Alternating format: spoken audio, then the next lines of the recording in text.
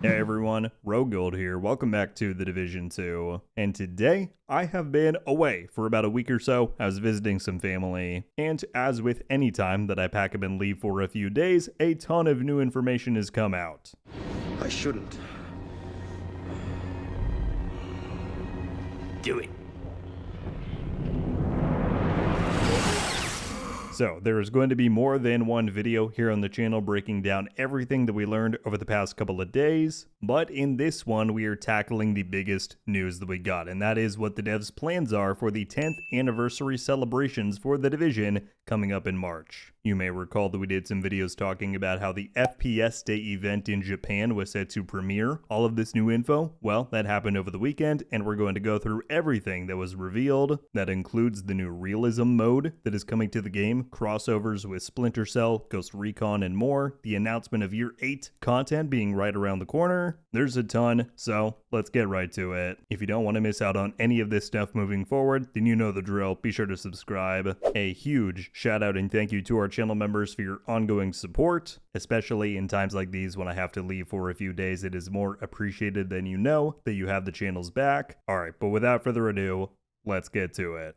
Alright, so the information that we got from FPS Day was scattered between a pre-recorded news video, which I played during the intro, the actual panel and reveal at the convention itself, as well as first-hand accounts and information from event attendants. Everything that I'm using for this video is linked down in the description below, including credit to the background footage you're watching here of the new Realism Mode, which content creator Atsuichi, I hope I'm saying that correctly, I'm probably not, got to play and record early. Finally, I have to give a very special shout out to community member Shaolin Strike 74, who attended FPS Day and graciously took the time to send me over all of the information that they learned, including hands-on time with the Realism Mode, chats with the devs, and more. Myself and the community is very thankful for your time and effort. Alright, but with that covered, let us begin with what's happening in The Division 1. After all, March is the 10th anniversary of its release, and it is the catalyst for all of these events happening. Firstly, the devs confirmed that the recent 60 FPS patch for PlayStation 5 was the kickoff of these anniversary updates and celebrations, so definitely check that out if you have not yet. Also a reminder that Survive Fest is returning on January 22nd, so PlayStation players should now be able to appreciate that much more with this enhanced performance. Other than those things, however, FPS Day did not confirm a ton of additional details. The one curiosity is that attendants of the event spotted this poster being displayed, citing Tom Clancy's The Division Definitive Edition, but this was not mentioned within the developer presentation that we got, nor anywhere else. But this does not line up with any prior Division 1 editions or packages that we have, right? The Gold edition before already included all of the DLC. Across the board, the devs did say that there are going to be more anniversary announcements and surprises in store that will be revealed as March approaches, so it's very likely that we will hear more on this in the coming weeks, but it's something to keep an eye on.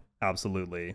With that down, let's now dive into the anniversary event itself. How are they commemorating 10 years of The Division 1 and 7 years of The Division 2? Well, it has been confirmed that after the conclusion of Year 7 Season 3, Mutiny, which is our current updated season in The Division 2, instead of them launching directly into a Year 7 Season 4 or Year 8 Season 1, we will instead enter a new special anniversary season. From what they've said, it sounds like this is going to be a mini season, right? It's only going to last for a couple of weeks within March specifically. However, at this time, we have no definitive dates or timeline. They said that that is going to be revealed as March approaches. We did, however, get a number of details as to what this mini season will entail. The highlight edition is that an all-new limited time game mode called Realism Mode is coming to the game. It's only going to be playable during this anniversary season and event. We're going to fully dive into that one in the next section, as there is a lot to cover with just that itself.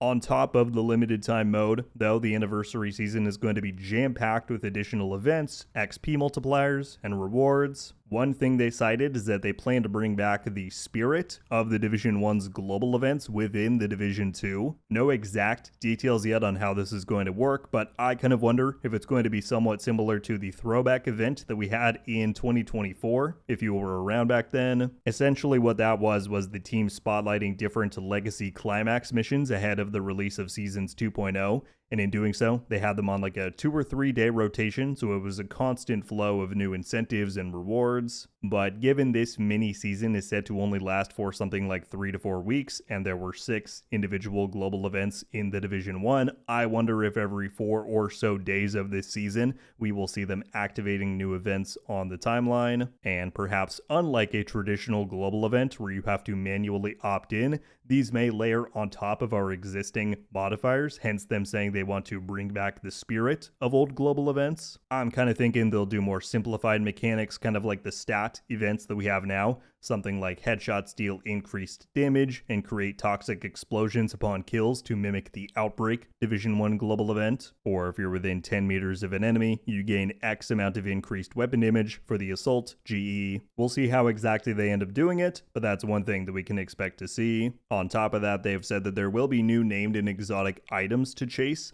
I can't wait to see what those are going to be, but I would not be shocked if they are meant to honor old Division 1 items or talents. They also confirmed that some sort of crossover event is going to be happening with the Division Resurgence, which if you don't know is the upcoming mobile spin-off title for the franchise. Not a ton of details given here, but I think this confirms my theory that this will indeed be launching during March, so stay tuned for more info on that. And then among other rewards and progression to chase, they did announce that a new event pass will be unlocking during this season, and it will feature collaborations with multiple other Clancy IPs and games. In particular, they showed this image confirming that Splinter Cell, Ghost Recon, and Rainbow Six Siege outfits and cosmetics will be present there. So that is just an overview of this mini season that is on the way, and again they stress that more surprises await us. But this sounds really cool, and I can't wait to get further details on how exactly it's going to play out. Next up, I'm sure you are all anxiously waiting for it, so let's dive into what we know about this new Realism Mode limited time event. To reiterate, for now, this is only going to be available for the duration of the anniversary event mini season, so likely only around 3 to 4 weeks in total. Could they be testing this to potentially return it in the future, like we're seeing them do in the game right now with companions? Who knows, but for now, this is what we're getting. The other very important stipulation to cover with this is that it is only going to be available for owners of the Warlords of New York expansion. The reason being, this mode and experience is exclusively set within the New York map and the content that is within the Warlords campaign. So while the anniversary event overall is entirely free, and while this new mode is free to any existing Warlords owners, if you do not own the WONI expansion and you want to try this out, then you will need to purchase it prior or during the anniversary event. Beyond that though, how exactly is this going to work?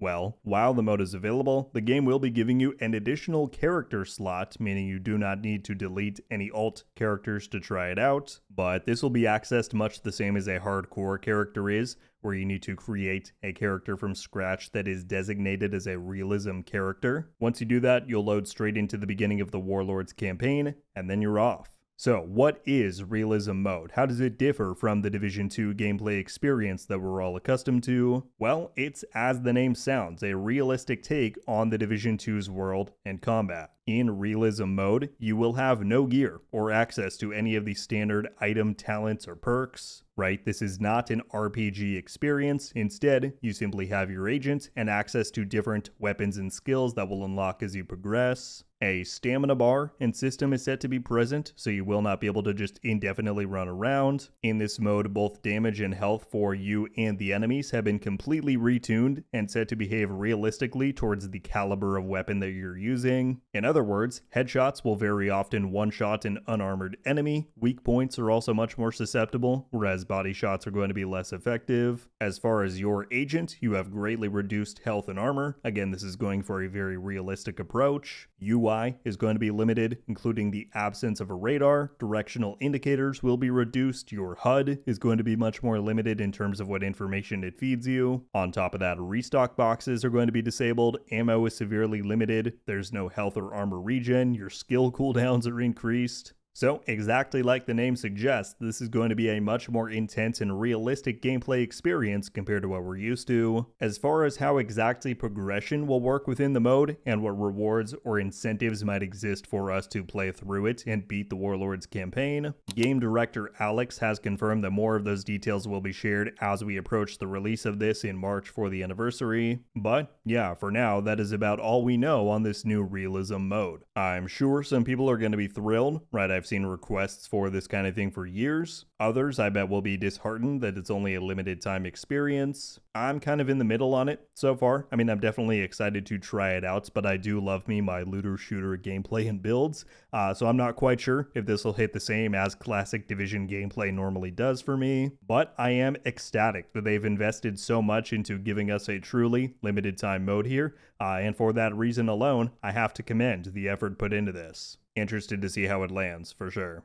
Alright, and then we get to the final bit of information that we need to cover in all of this, and that is the confirmation that we got for Year 8 of The Division 2. At the reveal panel, they flashed a logo on screen and said, yes, Year 8 is on the way. As of right now, we have not gotten any details regarding content, timelines, anything like that. All they said was that a reveal for Year 8's content will come in March itself for the anniversary, and then once the mini anniversary season concludes, Year 8 will begin. There's been some deliberation as to when and what exactly that means. Some think that we won't get Year 8 Season 1 until early summer. My interpretation of their wording was that this will come immediately after the anniversary, meaning they would launch straight into Year 8 towards the end of March or beginning of April. And that kind of guides me to my final point that I wanted to hit home on all of this. Throughout all of the information conveyed to us during FPS Day, the devs have continually emphasized that what they have revealed so far is not the entirety of surprises coming in March, both in terms of in-game events as well as greater reveals and announcements. So, I think many of us are expecting some updates on the Division 2 survivors, holding out some kind of hope for small reveals on the Division 3, if you're crazy like I am. That's the kind of stuff that I think they will be holding for March itself, right? The actual 10th anniversary of the franchise. But, if it was not apparent already, there is a ton coming our way to keep us occupied in the meantime, and I really cannot wait for this all to kick off.